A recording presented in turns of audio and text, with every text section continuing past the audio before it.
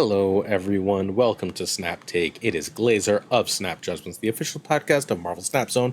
We've got giveaway winners. We've got the number 1 and number 2 decks for you today.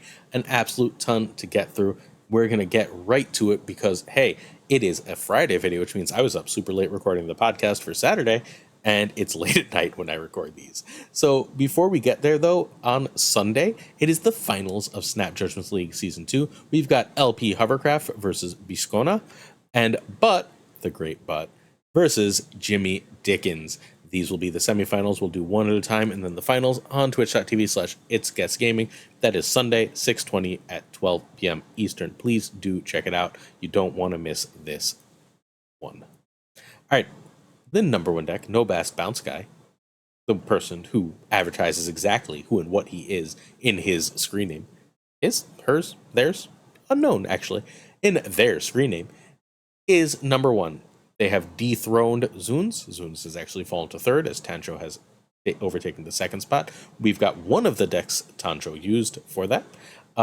This is the current number 1 deck of Marvel Snap, and when I saw it, I was like, no freaking way. Then I played it and I was like, oh, way, this is actually really good. The secret sauce here is rockets. All right, so we don't know who... Oh, wait, it says Guy. I'm very silly. The secret is no one knows who No Bass Bounce Guy is. White Widow is actually needed, largely because of Rocket for this list. A lot of what you're trying to do with Rocket is you want to trigger Rocket multiple times. A 1/9 is pretty damn good. And if you can get that 1/9, White Widow really helps you manage that. Sage can be Wolfsbane. That is significantly worse, but it is a change you can make if you feel like you must. And Nico can be Iceman. Nico is very important for this list, but again, you'll be okay. All right, so this is the number 1 deck. This is 60% win rate in 100 games. I don't think anyone played this at the top of Infinite except No Bass Bounce Guy, which means that all of these were at the very, very top of Infinite in the EU region. So the number 1 deck has a 60% win rate only against top players in the EU. That's pretty freaking impressive. Turn 1, Kitty is more or less equal to Hood. You play Hood if you A, already have Bounce, or B, don't have a thing to play on turn 2, so you can go Demon and Kitty on turn 2. That's better than you just play Kitty if you have Angela or White Widow, though, because you would perfectly prefer to play those on turn 2. You want the White Widow, obviously, early to set up your whatchamacallit, your Rocket. And that's, generally speaking, better than 2 1s. Turn 3 is almost always Bishop. You can also play Rocket and Bounce if you're pretty sure what your opponent's going to play. Locations can reveal that to you, as can cards. If they dropped an Angela, spoiler, they won't play there. Feel free to make that where you drop your Rocket. Turn 4, if humanly possible, Titania and Goblin to clog a location is absolutely game-winning. If you can do that, you fundamentally won 1 lane. If you can get Rocket Bounce going with Sage, you're going to win that game. So turn 4 is also potentially Rocket and Bounce. Turn 5 is replay and set up to Sage. And now I just want to show you this quickly. If you can beast your Rocket and Sage while a lane is clogged, you've won the game. Is that clear? If you can beast your Sage and Rocket, you can get a 1/9 Rocket and a 3, usually something silly like if you're using Sage twice, like 15 to 20 Sage, you've probably won the game. And then you just play something else because that's 4 energy, right? You play a Kitty or a Demon to get that Titania back, and then you win that lane too. Cool.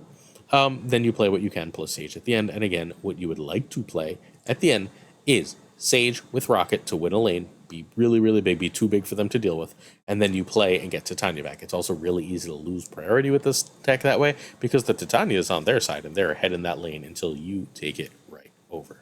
Titania and White Widow or Titania and Green Goblin will make this combo happen. This combo is the core to the deck. You can feel free to bounce White Widow and play some more White Widows elsewhere if you would like to, but generally speaking, what I like to bounce with this list, in my admittedly limited play of it, are Hood, Rocket, and Sage. Cool. If you can get those going, you're going to win. Like, that's it. This deck is really, really good at its one simple combo, but it's a bounce deck, so of course it's got like the million other ways to win. Get Angela and Bishop big and win that way too. Super cool list. Props to No Bass Bounce Guy for coming in at number 1 currently on the Infinite leaderboard. Please hit that sub button, hit that like, and hit that comment. We bring you more exclusive decks than anyone else in Marvel Snap. So if you're interested in getting more of the top decks than anyone else does, please hit that sub button. We release 7 days a week of videos and cover everything in Marvel Snap.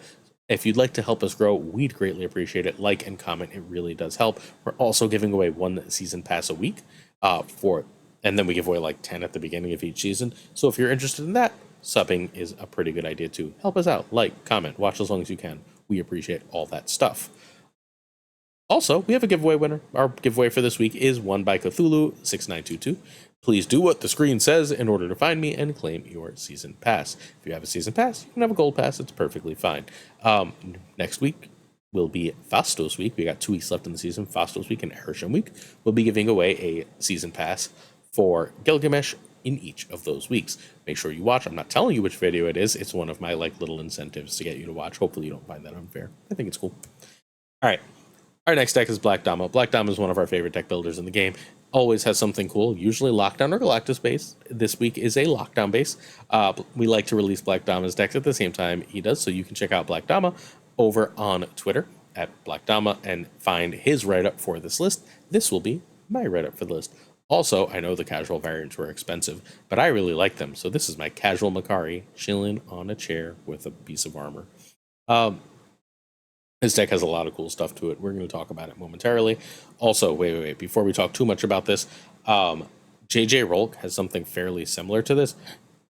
I don't know if it's fairly similar, but it's the same. It's got a similar concept in it in the podcast that he's gonna reveal on Saturday. So JJ Rolk's a top 100 player and has this really, really great deck that has a very similar concept to this, of sort of build your own Sandman.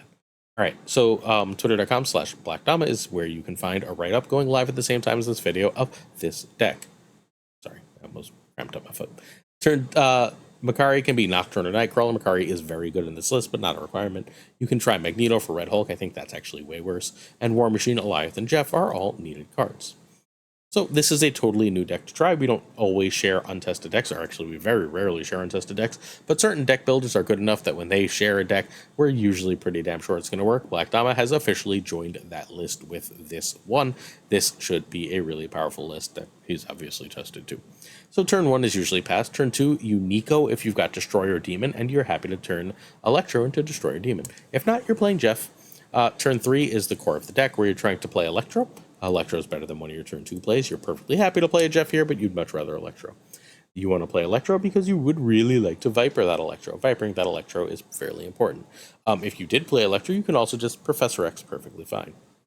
If they now have Electro, you want to play Magic. If they don't have Electro, you generally want to play War Machine or Professor X. And then you finish the game by dropping your 6s. In that Professor X lane, Leader is often extremely powerful. Not only are you adding 3 to that Professor X lane, you're also not giving up those other lanes.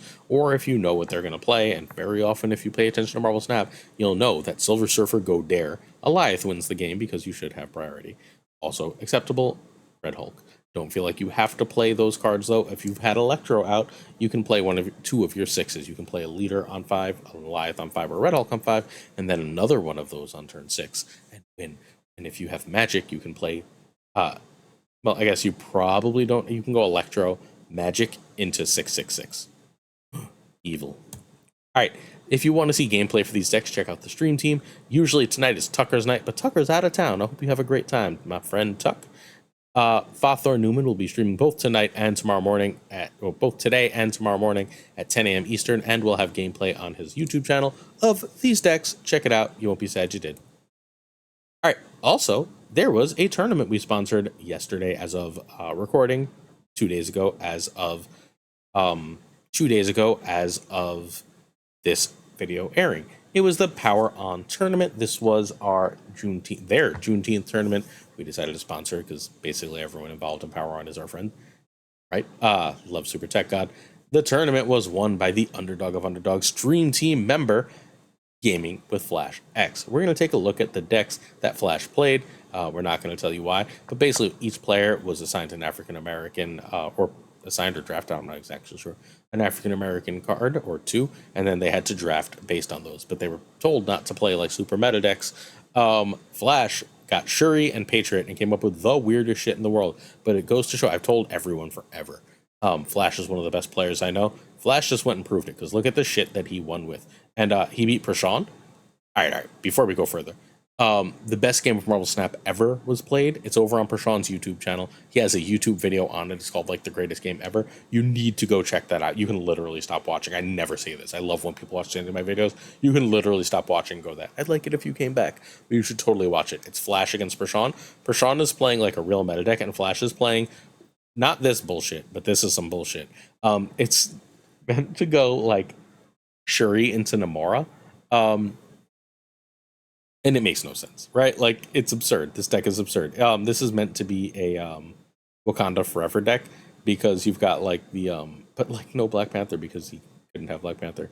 But you've got Shuri and Namora. Well, Black Panther's dead, I guess. And then in the comics, Mr. Fantastic is involved in this stuff, and Baku's in this.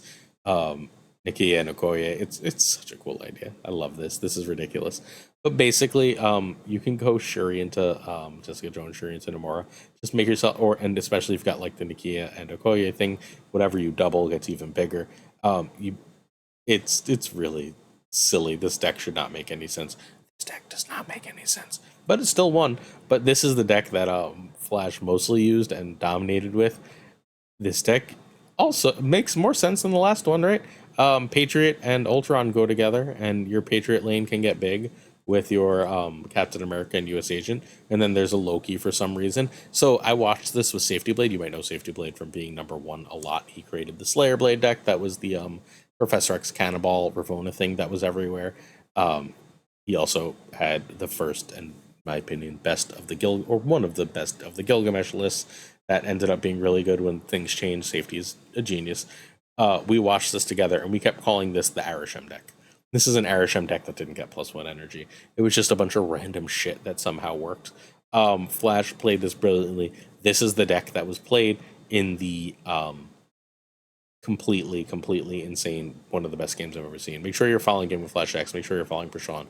Make sure if you're on Twitch, you're following PWROn Gaming, PWROn Gaming, because they have amazing tournaments. If every tournament has anything, if any tournament they run has anything nearly as much fun as this was, you're not going to want to miss out. A Kang deck won, friends. A Kang deck won. I don't even want to spoil it. Please go check it out.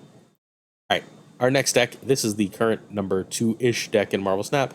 Tanjo and Woody have been playing this Zoo list. This Zoo list doesn't have as high a win rate as the previous list, but it is the meta list, and we like to give you the meta list so you know it. A lot of the meta is running a lot of ongoing stuff, but we haven't seen a lot of Enchantress. Instead, what Tanjo decided to do, because this is Tanjo's specific list, was add Super Skrull over Iceman, just in case you're wondering. And Super Skrull says, I win the mirror, right? You've got Khazar, you've got Blue Marvel. I don't care. I've got your Khazar and Blue Marvel, and my own Khazar and Blue Marvel, and then I win. Shadow King gives you play into the opposing Gilgamesh if you need it, and then just everything else is awesome here. Everything else is just standard Zoo goodness. Also, look at how many hips this deck has, guys. Look at how many hips. All right, so you can find Tanjo on twitter.com/TanjoAnjo. Tanjo was also our guest last week on the podcast and gave a whole bunch of tips on how to win at Marvel Snap. Tanjo was #1 on the Infinite Leaderboard last season. Woody has finished in #2 before and is one of the best players in the world. Twitch.tv/YoWoodyMJ. Check out Woody. Nocturne and Shadow King are the swing spots for this deck. Cards I've seen in those spots are Cull, Iceman, Care, Red Guardian. Are you seeing a lot of Killmonger? Please feel free to add Care. Nico can be Iceman or Nebula too. Nico is not especially required here. So turn 1, Ant-Man over Squirrel Girl, unless you have Mockingbird. Dazzler or 2 1s is the turn 2 play. Shauna or Nocturne for 3. Khazar on turn 4, or you can read the board and just drop a Super Skrull if you can tell what they're playing. Snap if you read the board and you know that they're an ongoing deck. You can also feel free to play a 3+1. That would be like a Nocturne and a Squirrel Girl. Turn 5, Blue Marvel or Khazar +1. And then turn 6 is usually just Gilgamesh, but sometimes it's like a Blue Marvel or a Khazar to spread the power out as necessary. You get his list. This is a really great list. Gilgamesh is a meta card largely because of this list, and he's got a pie for you. So, you know, we like a guy who brings us a pie. All right, weekend mission decks. We've got 2 Gilgamesh decks. You just saw one. We got 1 more coming up next, and then 3 more Makari decks. Yeah, that's it. 3 more Makari decks and a full guide. We already did one of those Makari decks earlier in this video. Did you notice it? It was the second deck we covered. All right, so let's revisit Gilgamesh before we go forward. He's a 5/9 On reveal, +1 power for each of your other cards in play with increased power. I think Gilgamesh is a must-buy card. I don't know if he's going to be meta forever, but he's always going to be one of the most powerful things you can do on 5. Patriot is always a deck you can play. Look, if you're late in the game, you buy him because you just buy the season pass. That's how you end up in the late game or end game.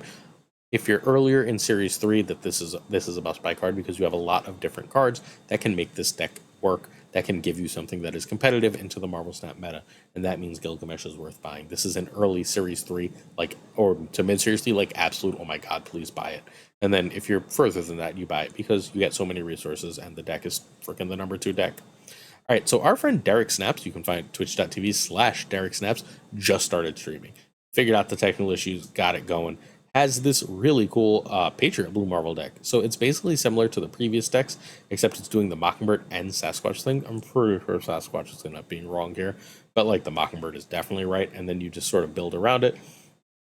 It's doing a lot of the other same things. Mysterio benefits Mockingbird, Sasquatch. Mockingbird and Sasquatch. Wasp can help with that Sasquatch as well. Patriot can buff that Mysterio and that Wasp along with the squirrels. This is really cool. This deck is really cool. It's a lot of fun. I went on Derek's stream and watched him play it live, his first ever Twitch stream at a 65% win rate. Check out our friend Derek Snaps. Help him get to affiliate and try out his really cool deck. All right, Makari is a 3/4. After your turn, run from your hand to a random location if possible. Don't buy Makari. Makari has cool decks. Makari definitely has cool decks. So the thing is, every card they release has cool decks. Every card second dinner releases has cool decks, unless you are absolutely dying to play the Surfer deck in yesterday's or the day before's video or these next couple decks, you can feel free to skip Makari unless you're a whale. And if you're whaling, you're getting all the cards anyway, just grab it. But this is a good card. Makari is genuinely, no matter what people tell you, an actually good card, but it is whelming. You want overwhelming cards. You definitely don't want underwhelming cards. But you want overwhelming cards, overwhelmingly good, overwhelmingly impactful. This is whelming. It's a solid card. It's a nice card. My favorite deck for this, by the way, is still the one at the start of Wednesday's video from Snap Variants. All right, Speed Surfer. This is from our friend and stream team member, Gregor2424. Gregor2424 made the original Toxic Surfer, the Hazmat Wong one. Makari fits in the list. I'm not sure. The reason we're not doing a full guide on this is I'm going to need some more testing before I'm convinced that Makari actually belongs here, because Makari plus Wong scares the living shit out of me. Makari in this deck is currently replacing Big Gulp. Ready? I don't see a Brood in this list, and I don't see a Sean in this list. Do you? Without those two cards, but Makari is here. And Gregor has tested this. This works. I'm not sure that this works better than the previous version. I'm not sure this is the correct version of the list. As such, I think it's worth trying. It's worth testing. I think it's going to be a fun deck. Is this going to be meta? We'll see. This one, though, is great. This is FAK Mulwin's Moon Girl deck. This one won an Infinity ticket, and it is so freaking powerful. Look, if it's a morph deck and it wins, I'm going to feature it. That's just how we're going to do things around here. This deck is very good. It uses the Quinjet Moon Girl double She-Hulk thing. Makari helps you with hand space. You're not trying to Moon Girl Makari. Just for the record, people get this confused all the time.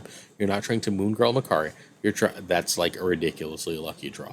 You're trying to Moon Girl She-Hulk, and if you draw Makari earlier, she gets the hell out of your hand and makes you more likely to Makari the cards you want, like She-Hulk, like Havoc, like Sage, like US Agent. Cool. All right, you can find Mulwin at twitter.com/Mulwin_snap. Mulwin is a member of Team FAK. We're going to find out a little bit more about Team FAK at the end of this video, so wait till after this deck. Cool. US Agent for this list can be Medusa. US Agent is significantly better than Medusa, but that is the most simple change you can make. Sage or Havoc can be Wolfsbane. Again, worse, but fine. I'm not 1,000% sure Havoc is so much worse than Wolfsbane, but it is worse. This is built for the Makari Ravonna synergies, and Nebula can be Iceman or Nightcrawler. Nebula does not especially matter here. So turn 1 Nebula equals Sunspot equals Quinjet. You basically want to get down all 3 ones if possible. Nebula is first if you're sure you can find a spot to play the other 2. Both of the other 2 are better, it's just Nebula's best when played early. Sunspot gains a bunch of power if you end up passing for She-Hulk, so if you have She-Hulk you can consider emphasizing that Sunspot a little more. And Quinjet, if you have Moon Girl, is obviously the priority. Although you might want to wait a turn or two so you can draw out a Red Guardian. You would really rather have that actual Quinjet. Or learn if they're playing Mobius. You don't want to like make them play Mobius if they might not. Because Mobius beats you, run. Turn 2, Ravona is better than Armor, is better than 2/1s. Turn 3, Morph, or the 1s and 2s. If I have 2/1s to play, I'll play 2/1s over Morph, basically always. Armor to protect 1s is also a pretty good call over Morph, but Morph is perfectly fine. Especially once you know what your opponent's playing. Turn 4, Moon Girl. Turn 5 is either pass if She-Hulk or start dropping your power cards. A Havoc that will be a 2/8 or 1/8 if you ever Ravona out is really great here. You can even technically drop both for 16 power. That will leave you with a 4 energy last turn. But if you've got that's still enough to play double Sage if you've got Quinjet out.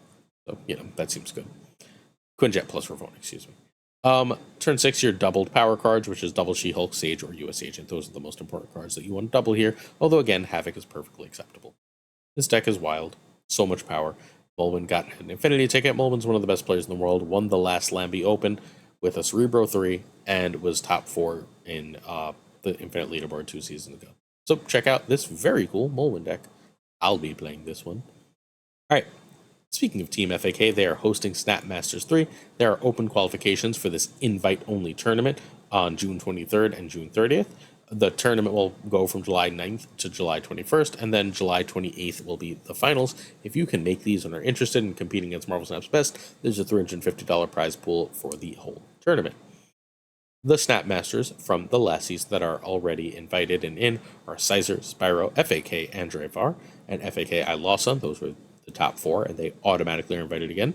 The invites are some of Marvel Snap's best players. We've got Johnson, the great Twitch Irem, Tori-kun, who won the biggest Marvel Snap tournament ever, Desmond, who in my personal opinion is one of the most influential Marvel Snap players, Desmond Korea on YouTube, the great Lambie series, the GOAT, W, the GOAT deck builder, Brother, one of the best players in the world, our friend, Husky Puppies 35, coming from America, and one more person to be announced. And then 6 spots, 3 on each open qualification for 350 tournament. Check it out. Questions of the day, and then we out of here. Looney T asked me what helps me decide if a deck is good or not, especially as far as favorites go. I mean, so this is going to seem ridiculous, but I'm at a point where, like, if I can recognize deck play lines really quickly at this point because I do this every day for 3 to 4 decks, right? So I can usually tell if that works. I can usually theory craft that into the meta. I'm not always right, but I'm right fairly often with that. And then it doesn't take me, like, bluntly, it doesn't take me as many games to figure out what's good as it takes many people. Although my play style is fairly different, so I have to sort of like decide if it's good for me, or not good at all. A good example of that is the Nomura decks. I like Nomura. I like the decks in concept. I recognize that they're really powerful. The Nomura Wong Odin decks, or Nomura Wong Doom, whatever, the safety versions. Those are really powerful decks, but they're not for me. I don't enjoy playing them. They play a card a turn, and they're very like location centric. I don't enjoy them, but I recognize they're really good. I played it for like 5 to 7 games. I had like a 50% win rate. And I went, oh, this is me, not the deck. Because I know when I'm doing things right and wrong, right? I know when I'm bored and not paying enough attention to do super well with it. I know when I'm focused. And I can see that the deck is good. What makes a deck my favorite? Usually lots of things to do. The third deck, I don't know if I did 3 or 4 yesterday. The guest deck yesterday is one of my favorite decks. I've got an 80% win rate in 16 games, plus like 30-something cubes. And the Geo bounce deck with that whole big Googling controversy. Those are my 2 favorite decks right now. They both have a lot of little finicky things, which helps me focus, which means I win more because I do better when I pay attention to the game. I lose a lot when I'm trying to watch strip scenes and talk to 17 people while I play. What are you going to do? Tuccrr is curious the spotlights I'm most looking forward to. So for the rest of this month, I'm getting Fastos with that Corvus variant. That Corvus variant I think is gorgeous. I'm getting Copycat with that Cull variant. I don't have a Cull variant. I like it a lot. And I think Copycat's going to be great for Mill. And I'm curious to play a Mill deck with it. And then Wiccan with Kid Loki is the single week I'm looking most forward to. Wiccan's one of my favorite characters. I don't think I'm going to love the card, but Kid Loki is my favorite version of Loki. Not particularly this Kid Loki. I actually like the previous Kieran Gillen one better, but this Kid Loki seems amazing, and I'm going to get it. Two Ties wants to know how I fell in love with my wife. So we started dating at a really tumultuous time in both our lives, and it didn't work out. And then we broke up for a couple months, and when we got back together, things just clicked. About a year and a half in, we decided to get married. We were married relatively quickly after that. We met in 2012. We got married in 2014. It is now 2024. When we got back together, and we just started spending more time together without the outside world, things just clicked.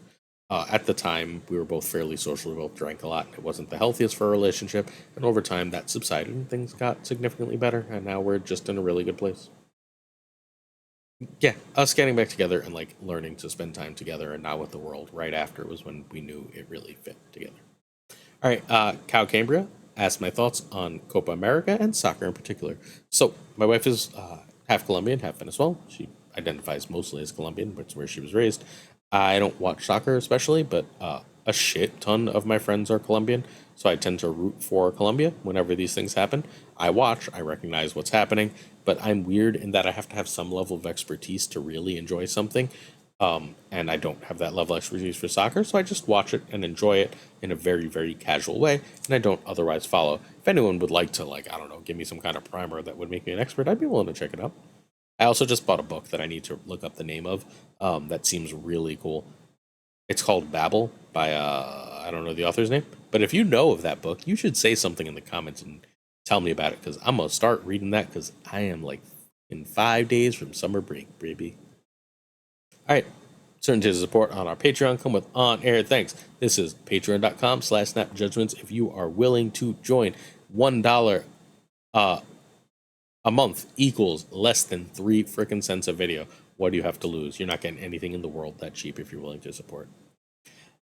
I'd like to say thank you to one of our OGs, AG, Abigail Gislin, Mandatory Burnout, hello friend, Cables, miss you Cables, irregardless, it is a word, David G. Wingfield, Direwolf, hey Direwolf, you're getting infinite, Direwolf, chill out, LAB, always kind, FaThorNewman, who's on the podcast this week, the one and only, no, that's someone else's, that's Darth Taters, the great Good Dog Gamer, this is the way all the way from Scotland, Inc., nice and simple. I am Frostman, you sure are. J. Neverit. Doomer, welcome aboard, Doomer, our new friend. Caretakes Lee, the king of questions. Koi Ray, coming all the way from Japan. Pyrophoros, hey Pyro. The Goat Seeker, my common opponent. Den Man Falcon, who's on YouTube, check him out. Doc D, the king of new card content, and Fat Nick. Goku. Ginger Prime, hey Ginge. Philip Rakovich, Ratco. Haplo. Kenny Loggins of the Danger Zone. Another OG, Rob Silverman. The Notorious, The Bizzo. X-Force V and Skippy G, rhyming friends. Simon Nyquist, Snap Judgments League 1 champion. Snap Judgments Season 1 League champion. The King of Bros, bruh. Black Dahlia. The Great Kazoo. Jessica Gamble, hi Jess. Ryan Wood, Woody, not MJ, just Woody. Kev C. Hoda, Lunacris. My former student, Louis Antonis. Mod Supreme Models. Once more, the one and only Darth Tater. Remes Atala, Brian Kaufman, just Nate Martin, hello. Jason B, another new friend. The Fuzzy Dunlop, Spectrum Mix, Ooh. Matt H, DJ Mikey Hijinks, No Frickin' Flex, Ocularis, Mr. Craig Sterry, Pretty Damn Chill, because he is. Seamus, says he's all caught up, gonna believe him. Jonesy, check him out on YouTube as well. Does the triple threat. 2 ties. Waiting on that deck. Says he'll have it to me by next week. The Pirate King Tuccrr. Have a safe trip, King. The Homie Min. Love you, Min. And of course, Gunny T, where the T stands for. Tomorrow will be the podcast. Maybe a little late, but hopefully tomorrow will be the podcast. Sunday we'll be back with another full video. Stay tuned. Don't miss out. Everyone will be talking about it. Peace.